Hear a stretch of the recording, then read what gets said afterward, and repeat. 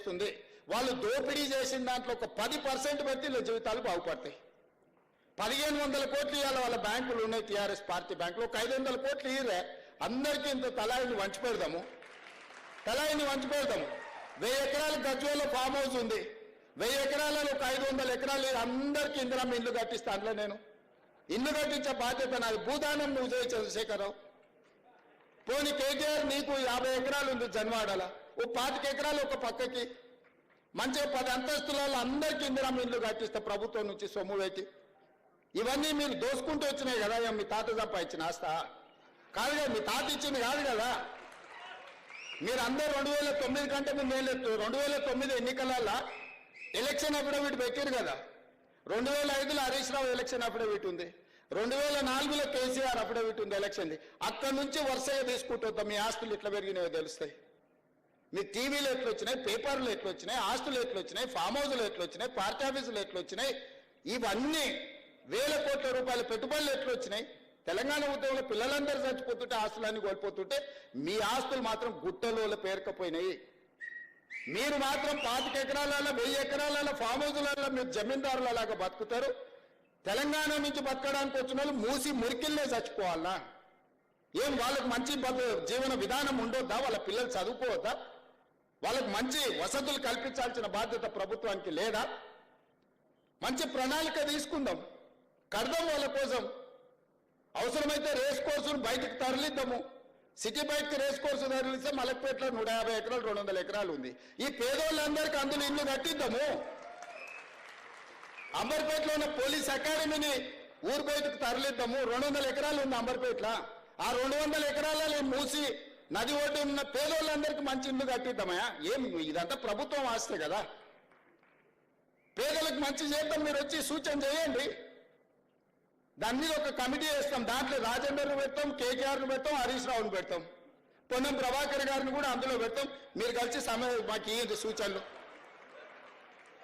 ప్రతిపక్షానికి కూడా ఈ పేదలకు మేలు చేయడానికి ఒక కమిటీ వేద్దాం. బీజేపీ, బీఆర్ఎస్, ప్రభుత్వం అందరు కూర్చొని పేదోళ్ళకి ఏం చేద్దామో ఆలోచన చేద్దాము. ముందుకు రాండి. 10 ఏళ్ళ అనుభవం ఉందంటారు కదా మీకు ప్రభుత్వము, మంత్రులుగా.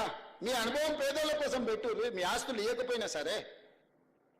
కాబట్టి ఇక్కడ ఉన్న నా మిత్రులందరికీ ఒకటే, వాళ్ళు ఏదో సోషల్ మీడియా నిజంగా పోయినోనికి దుఃఖం ఉంటుంది. నాకు అర్థం కాదానే. ఓ పేదోడికి జీవితాంతం కష్టపడి కొనుక్కుంటేనో కట్టుకుంటేనో అది కూలిపోతే దుఃఖం ఉంటుంది. దుఃఖం ఎంత ఉంటుందంటే ఇంకా బతకడం కూడా దండుగా. ఈ భూమి ఇట్లా పగిలిపోయి అందులో కూరుకుపోయి చచ్చిపోయినా పర్వాలేదు, ఏంది బాధ అని ఉంటుంది. 20 ఏళ్ళ నుంచి ప్రతిపక్షంలో ఉన్న పేదోడు బాధ తెలియకుండానే నేను ఇంత దూరం వచ్చినా. కానీ ఆ బాధ ఉన్న పేదోళ్ళని ఎట్లా ఆదుకుందామో చెప్పండి అంటున్నా. బాధ తెలియకుండా మేము ఇక్కడికి రాలే. బాధ తెలిసి ఒక్కొక్క మెట్టు ఎక్కుకుంటా ఆ పేదలకు అండగా నిలబడుకుంటూ వచ్చినాము. పేదోళ్ళ కోసం కొట్లానే కమ్యూనిస్టులు వెంకటరెడ్డి గారు ఇక్కడ ఉన్నారు, కోదండరామ్ గారు ఇక్కడ ఉన్నారు, తెలంగాణ కోసం కొట్లు ఉన్నారు. వీళ్ళందరినీ కూర్చోబెట్టి మాట్లాడదాం రండి. ఏ ప్రణాళికతో ముందుకు పోదామో, బాగు చేద్దామో, మన నగరాన్ని బాగు చేసుకుందామో మీరు చెప్పండి. ఏది చేసినా అడ్డం పడి శనీశ్వర్లాగా, శని కాలకే మూటలాగా ప్రభుత్వం ఏ కార్యక్రమం చేసినా, రైతు రుణమాఫీ చేసినవా 25 రోజుల్లో 18,000 కోట్ల రూపాయలు 22,22,663 మంది రైతులకు 2 లక్షల అప్పున్న ప్రతి రైతుకు మాఫీ చేసిన నేను. దాన్ని సంపూర్ణంగా బట్టి విక్రమార్క గారు సహకరించిన అన్ని దిక్కులో ఉన్న రూపాయి బిగబట్టి 18,000 కోట్ల రూపాయలు వాళ్ళ ఖాతాలు వేసినాం. 2 లక్షల పైన ఉన్న వాళ్ళకి ఆ పైన మీరు కడితే మిగతా ఇస్తామని చెప్పినాం. రైతు రుణమాఫీ జరగలేదని ఇలా దిక్కుమాల దీక్ష పెట్టిండు. ఇక ఏమనాలి చెప్పు. 10 ఏళ్ళల్లో మీరు 1,00,000 రూపాయలు రుణమాఫీ చేస్తామని ఎప్పుడు చేయలే. 2018 నుంచి 2023 వరకు వాళ్ళు 5 ఏళ్లలో చేసిన రుణమాఫీ 11,000 కోట్లు. 25 రోజుల్లో మేము చేసిన రుణమాఫీ 18,000 కోట్లు. చర్చిద్దామా చెప్పండి, అన్ని వివరాలు ఇస్తా. ఇవాళ ఎవరికి రుణమాఫీ జరగలేదంటే 2 లక్షల పైన ఉన్న రైతులకు రుణమాఫీ జరగలేదు. ఆ పైన ఉన్నది బ్యాంకుల గట్టుది, మిగతాది మేము ఇస్తాం. నేను 2 లక్షలు ఇచ్చినా నీకు రుణమాఫీ జరగని చెప్పి నీ అప్పు అట్లనే ఉంటుంది. ఎక్కడైనా ఎవరికైనా ఏదైనా ఇబ్బంది వస్తే కూడా పరిష్కరించడానికి కలెక్టరేట్ కార్యాలయంలో ఒక కౌంటర్ పెట్టిన, మీకు ఏదైనా సమస్య ఉంటే అక్కడికి వచ్చి ఆ సమస్యను పరిష్కరించుకోండి అని రైతులకు. నేను రైతులకు విజ్ఞప్తి చేస్తున్నా, రోడ్ ఎక్కకండి, కలెక్టర్ ఆఫీస్కి పోండి. మీకు ఏదైనా సమస్య ఉంటే వీళ్ళని సన్నాసులను నమ్ముకున్నారంటే మీరు మన్ను పోసి అంబలి కాసుకునే పరిస్థితి అవుతుంది.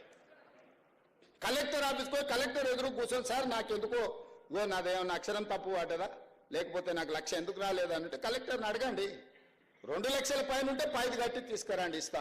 2 లక్షల లోపల ఉండే ఎవరికైనా ఏదైనా కారణం చేత అప్పు మాఫీ జరగకపోతే కలెక్టర్ ఆఫీస్లో అధికారులు ఉన్నారు మీ సమస్యను పరిష్కరించడానికి. కాబట్టి దయచేసి ఇక్కడున్న కాక అభిమానులందరికీ, కాంగ్రెస్ పార్టీ కాక కుటుంబం, ఈ పార్టీకి కష్టం వస్తే మీకు అందరికి కష్టం వచ్చినట్టే, మనందరికి కష్టం వచ్చినట్టే.